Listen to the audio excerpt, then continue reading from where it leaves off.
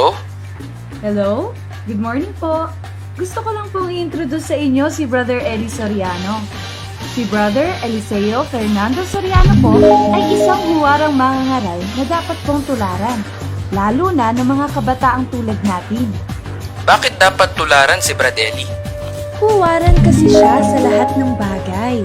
Sa pagsasalita, Pag masama ang puso ng tao, ang sasabihin niya masama, lalabas sa bibig niya masama. Nakakahawa yun. Abay, kung ikaw ay nabuhay ng 70 taong katakot-takot na pagdumurasyon ang nasa loob mo. At ikaw ay milyon ang layo mo sa Diyos. narinig mo? Si Brad Eli ay hindi kailanman nagsasalita ng masama o nagmumura sa kanyang kapwa. Siraulo! Mga gago! Mga siraulong pastor! Uy, anong nangyari? Bakit parang narinig kong nagmumura siya? Ah, hindi. Baka hindi siya yung narinig mo. Medyo maingay kasi sa labas. Pero, alam mo ba, pagdating sa paggalang sa matatanda, good example naman si Brother Eddie. Kung di ka ba naman tanga? Wala ka naman Security and Exchange Commission ang paano marirehistro yun? Nagtatanong ka lang katangahan Matanda ka lang natanga ka pa hanggang ngayon Aba, pinagagalitan niya yung matanda? Alam mo, kaya nga pala ako tumawag para i-invite ka sa aming Bible Exposition para mapakinggan mo si Brad Eli. Bakit naman ako dapat makinig kay Brad Eli? Kasi ang aral niya ay puro nakasulat. Ako lang naman ngayon ang pastor na nagtuturo ng puro nakasulat Na makilala mo yung totoong relihiyo, kailangan ng aral nun. Tama, walang mali, walang mali, walang mali. Pag nakakita ka isang mali, layas na. Aba, ang galing pala ni Brad Eli. Hindi nagkakamali sa itinuturong aral. Oo naman, hindi siya katulad ng ibang mga nangangaral ng Biblia. Ang mga pastor ng halos lahat ng relihiyon sa panahong ito, kanya-kanya nang itinuturo. Hindi naiintindihan yung Biblia, magtuturo para lang kumita. Ayun, para lang magpayaman, magtuturo ng mga bagay na hindi niya naiintindihan dahil sa pakinabang. Pagka ang religion ginagawang negosyo or a form of merchandise, hindi pwedeng sa Diyos ang religion na yan.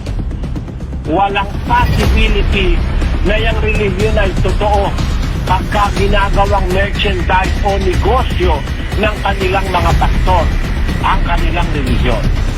So, hindi pala ginagamit ni Brad Eli ang religion niya para makapagnegosyo. Oo, kasi sa Diyos ang relihiyon ito. Diyan sa Makati, meron ako diyan isang hinihiraman kasi negosyante ako.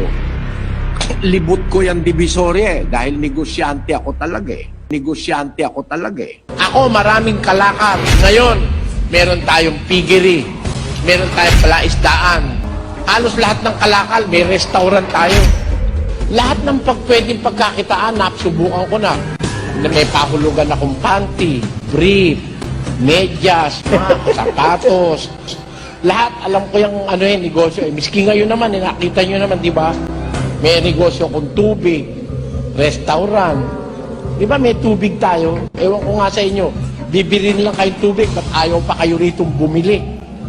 Di ba yung mga umiinom ng mineral water dyan, dito na kayo bumili at tulong nyo na sa iglesia. Si Brad Eli, walang kontradiksyon sa pagtuturo. Mahal na Diyos, yung nagbibigay ng masaya. Kaya kayo nananagot sa Diyos, no? Pero parang turo ko, o ikaw, 1,000 ka, 5,000 ka, hindi gano'n. Pero parang turo ko, o ikaw, 1,000 ka, 5,000 ka, hindi gano'n. O, pag-isipan niyo mga kapatid, baka gusto niyo ko tulungan. 20 milyon. Gusto niyo, nagtuturo ako ng tigi-tigi 1 milyon, 20 tao. Meron 1 milyon kay kapatid na Sally. 1 milyon kay kapatid na Vic. 1 milyon kay kapatid na Celso. 5 milyon kay kapatid na Alfred. 1 milyon kay kapatid na Loren. 1 milyon kay kapatid na Gloria. Diba? Convincing? O ano pa hinihintay mo? Umattend ka na sa aming live mass indoctrination sa Hello? Hello? Brad, nandun ka pa ba? Hello? Hello? Bakit kaya niya ako binabaan? Ano ang tagubili ng mga apostol upang hindi madaya sa relihiyon? Mga minamahal, huwag kayong basta maniniwala sa mga taong nagsasabi na ang ipinangangaral nila'y mula sa banal na espiritu. Sa halip, alamin muna ninyo kung nagmula nga sa Diyos ang itinuturo nila, sapagkat marami ng huwad at sinungaling na propetang nagkalat sa mundo